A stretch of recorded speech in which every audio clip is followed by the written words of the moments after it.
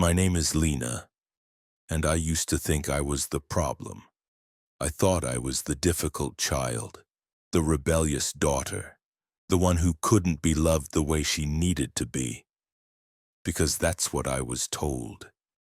That I ran away, that I gave up on my family, that I chose the streets over a warm, loving home. But none of it was true, because the truth was much darker. I didn't run away. I was dropped off by my own mother at a shelter, like a box someone didn't want anymore. It happened when I was 13. At the time, it didn't feel real. It felt like a misunderstanding, like maybe she was just mad at me or we'd had another one of our fights and she needed space. My mom, Tracy, had always been unstable. One moment she'd be laughing and brushing my hair, the next slamming doors and yelling that I was too much. I tried to be good, quiet, helpful, invisible if I had to, but it never seemed to be enough. That night she told me we were going to volunteer. It wasn't unusual. She liked to do things that made her look generous, especially when she had a new boyfriend or wanted to impress her friends from church. We pulled up outside a building I didn't recognize, gray brick, gated. A sign on the front that read, Horizon Haven, Youth Housing and Crisis Support. I looked at her, confused. Why are we here? She gave me a tight smile. They need help sorting supplies just for an hour. I nodded because what else was I supposed to do? I followed her inside. The woman at the desk smiled and said, Hi, are you Lena? I blinked. Yes. The woman turned to my mom. We've got her paperwork ready. Thank you, Ms. Rollins. I froze. What paperwork?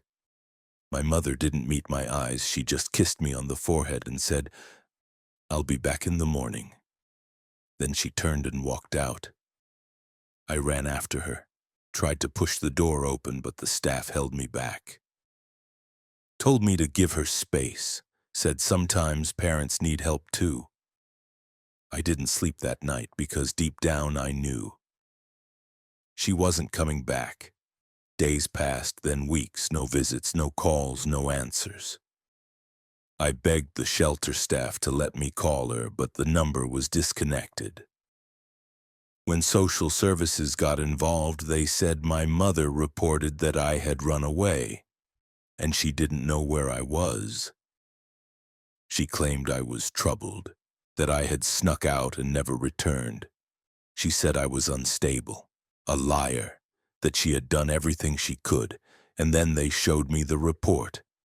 It said I'd been missing for 3 days before I arrived at the shelter. 3 days.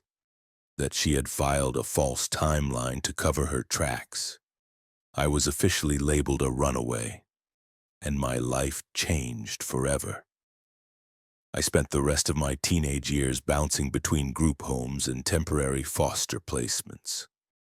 I never got adopted, and no one ever came looking for me. The only thing I had was a photo I kept hidden in the bottom of a sock drawer. Of me at 6 years old, sitting on my mother's lap, her hand holding mine like it actually meant something. I used to stare at that photo and think, what did I do wrong? Why wasn't I enough? Years passed. I aged out of the system at 18, got a job at a diner, slept in a rented room the size of a closet, tried to build a life from pieces that didn't fit, and I told myself I didn't care anymore, that she didn't matter, that the past was behind me. But deep down, I wanted one thing more than anything else, answers. And then on a cold Tuesday morning when I was 24, I saw her, Tracy, my mother, standing in a grocery store checkout line, laughing, holding a toddler in one arm, wearing a gold wedding band. She looked happy, whole, like someone who'd never missed a night of sleep. And the little boy with her? He called her Mommy. I stood frozen behind the magazine rack, heart pounding. She hadn't seen me, but I saw enough. She had a new family, a new life, a child she chose to keep. I backed away, left the store without buying anything, and cried in my car for hours, because the woman who said I ran away had just erased me. But I wasn't that scared 13-year-old anymore. And I wasn't going to stay quiet, because if she wouldn't tell the truth, I would. I didn't sleep the night I saw her. My body was still, but my mind, it wouldn't stop. Every memory came crashing in. Every time she said she loved me. Every time she slammed the door and left me crying. Every time I prayed she'd change. But she hadn't changed. She just started over, like I never existed. The next day, I sat in my car outside her house, a pretty yellow 2-story in a quiet cul-de-sac, trimmed hedges, wind chimes on the porch, the kind of home I used to beg her for when I was little. And now here it was, and I was on the outside again. I wasn't sure what I was going to do, knock, scream, leave a letter. But fate decided for me, because she opened the door. And for the first time in over a decade, our eyes met. Her smile faltered. Her mouth parted slightly, but she didn't say my name. She said, "Can I help you?" I felt like the ground shifted beneath me. "You don't recognize me?" She stepped onto the porch, squinting. "I'm sorry, have we met?" I took a deep breath. "I'm Lena." She went pale, visibly entirely pale. Her lips trembled. "Lena!" "But—" I didn't let her finish. "But you told everyone I ran away, right?"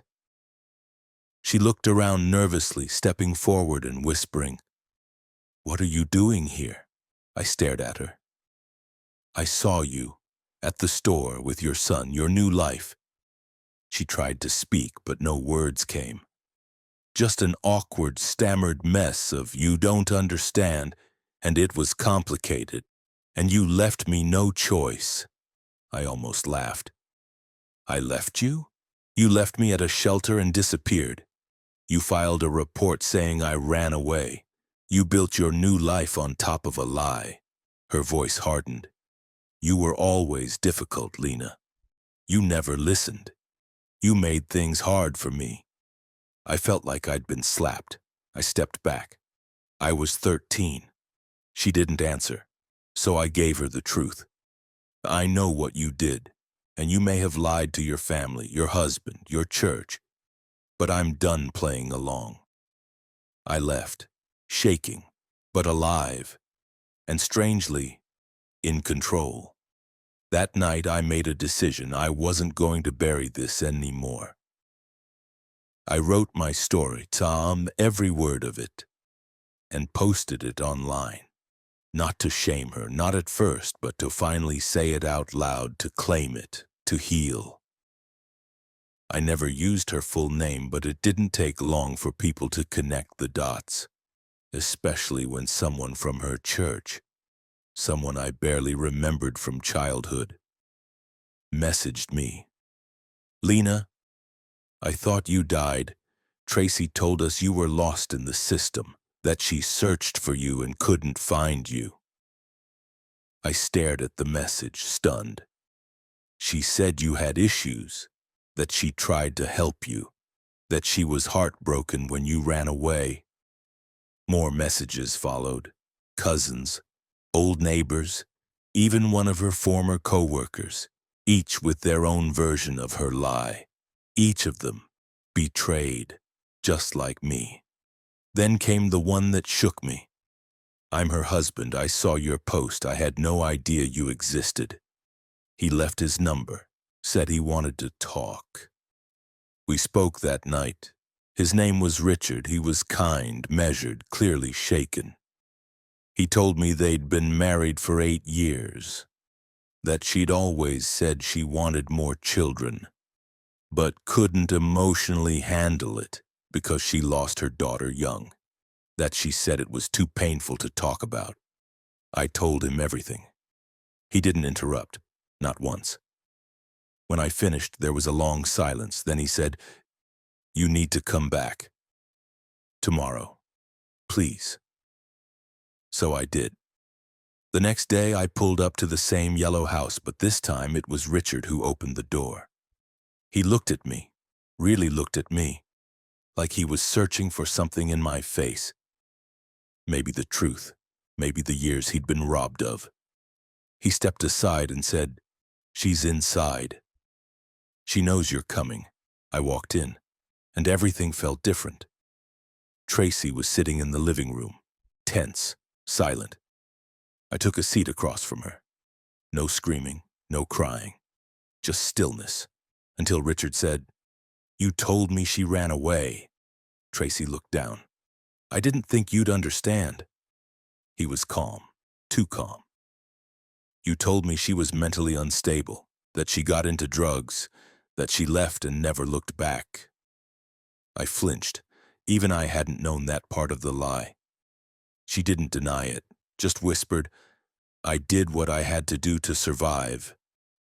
I stood up. "Number, you did what you had to do to erase me." Then Richard said something I didn't expect. "I'm taking the boys to my sister's tonight. You two need to talk, and after that, we'll decide what happens next." He kissed the toddler on the forehead, grabbed a diaper bag, and walked out the door. And just like that, I was alone with the woman who had left me behind. She looked up at me with red-rimmed eyes and said, "There's more to this than you know." Mom sat across from me, barely breathing. "There's more to this than you know," she'd said.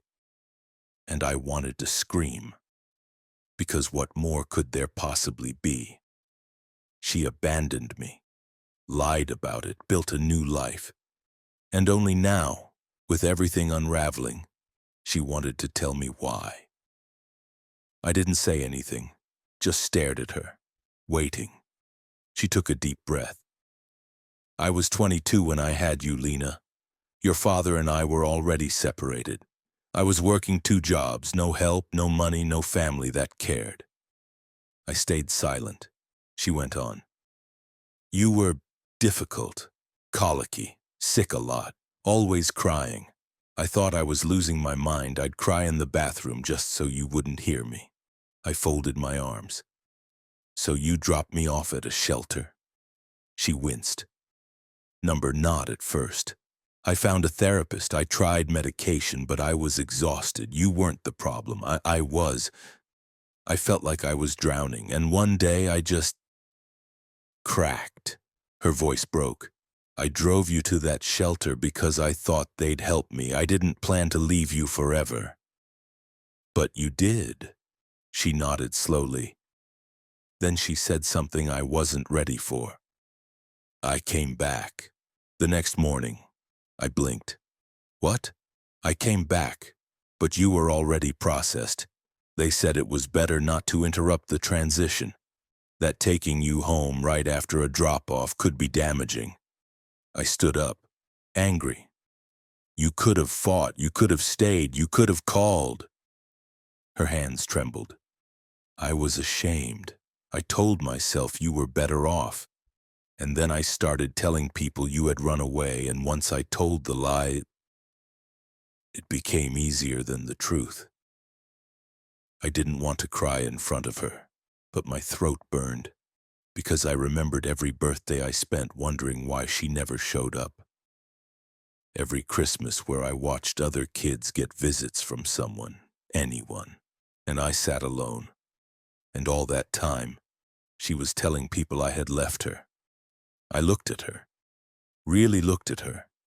Not the carefully composed mother she used to try to be, but the woman she was now. Tired, defensive, still trying to outrun the damage. "So what now?" I asked. She stared at the carpet. "I don't know." "Do you regret it?" She looked at me, And for the first time, I saw something close to honesty. Every single day.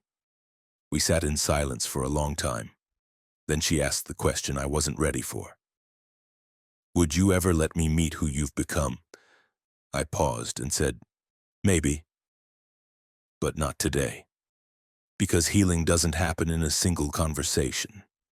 And some wounds take time. When I left, she didn't try to stop me. She just whispered, I'm sorry. I didn't say it's okay, because it wasn't. But I left with something I hadn't had in years. Clarity. The next few weeks were a blur. I moved forward, kept working, talked more to Richard, her husband, who surprisingly stayed in contact. He said he was processing everything, that she was in therapy now, that the little boy, my half-brother, someone was asking where I'd gone. It was strange, a broken family trying to stitch itself together with trembling hands. Then one day, I got a letter. From Tracy, handwritten. Lena, there's no excuse for what I did. I won't offer one, but I want you to have this. Something I kept even when I told myself I was letting go of you. It's a photo of the first time you smiled. You were 4 months old. I never showed it to anyone. But I looked at it every year on your birthday, and I told myself one day, maybe I'd be brave enough to find you again. You found me first. I hope one day you'll let me earn the right to know you. Love, Mom. There was no photo in the envelope, just the letter. Maybe that was intentional. Maybe she knew I didn't need the memory. I needed the truth, but still, something in me softened. Not because she deserved it, but because I did. And just when I thought the story was over. A reporter reached out.